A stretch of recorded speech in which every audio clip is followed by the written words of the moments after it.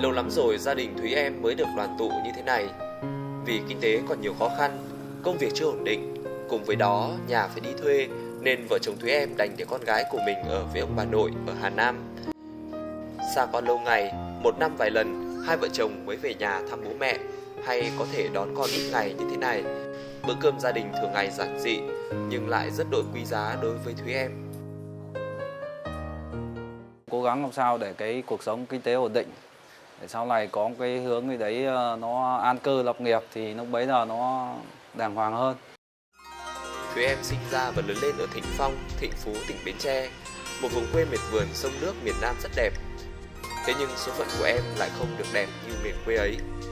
Năm đấy em được 6 tuổi á, thì bố mẹ em không biết là về chuyện người lớn, thì năm đấy em bé em không biết. Thì đến khi em gần 7 tuổi thì ba mẹ em ly dị. Mẹ em dắt em đi về bên ngoài, còn anh thì ở lại với ba. Thời gian sau em đi theo mẹ đi gặt lúa các tỉnh nào ở đâu người ta thuê gặt lúa thì mình đi về tỉnh đấy. Thì mãi đầu tầm nửa năm sau thì ba em sang, thì ba em đi tìm bắt lại. Ba không cho ở với mẹ thì ba bắt về. Anh thì vẫn ở chung với bố lúc bé. Đến lúc xỉn thì ông chả biết gì, ông hay đánh. Đến khi em lớn lớn được một tí thì ba cứ hay kiểu như em càng giống mẹ thì ba lại càng khó chịu. Ba cũng hay đánh, cho nên anh trai không chịu được thì anh cũng đi. Anh trai thì anh lên Sài Gòn trước. Em muốn đi tìm anh thì em lên trên Sài Gòn, em trốn nhà em đi. Em mới 13 tuổi. Em sống ở nhà thì em không chịu được. Thì mỗi ngày em đi làm thì em cứ giấu một ít. Em bán hàng xong thì tiền em giấu lại một ít. Thì đến cái khoảng 12 giờ lúc đấy thì ba em với mẹ sau em thì ngủ rồi, thì em mang quần áo em ship vào trong túi rồi em bắt đầu em đi.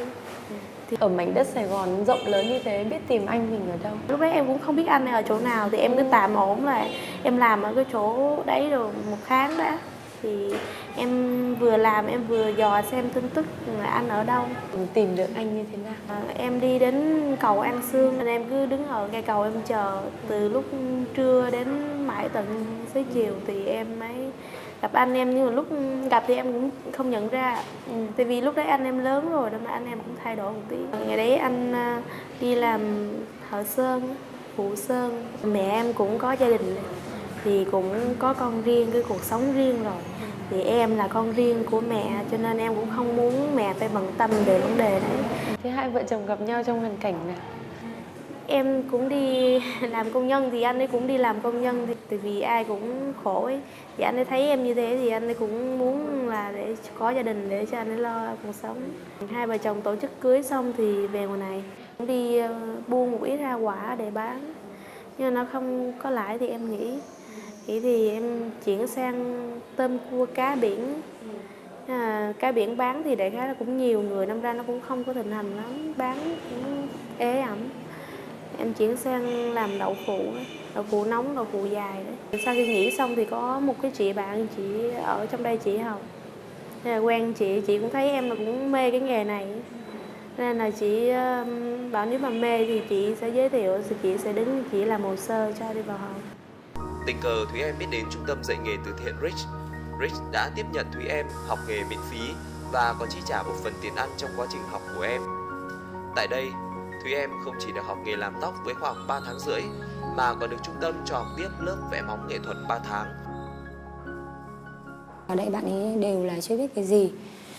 Bạn ấy cũng phải học từ những cái nhỏ nhất. Nói chung là về Thúy Em thì bạn ấy là một người rất là chăm, nghị lực cũng như là cái khó khăn mà bạn ấy muốn vượt lên chính mình ấy, thì em nghĩ là bạn ấy có thể với thời gian thì bạn ấy có thể là bạn ấy sẽ tốt hơn. Việc làm hiện tại của Thúy Em là làm thợ phụ cho cửa hàng làm tóc. Lúc ở nhà, Thúy Em tranh thủ nhận thêm việc vẽ móng nghệ thuật. Tranh thủ những lúc việc tại cửa hàng rảnh rỗi, Thúy Em còn đi giao hàng. Thì năm ra hiểu sâu về nghề hơn và hiểu sâu về cái mục đích mình làm hơn. Mình gắn bó với nghề này lâu dài, tất nhiên mình cũng phải có một cái quyết tâm gì đấy, mình nuôi cái ước mơ. Giàu thì em cũng chẳng mong giàu đâu. Thì em chỉ nghĩ giờ chồng con cái hạnh phúc, thì em chỉ mong ước là em đi làm thì để cho nó cứng tay lên.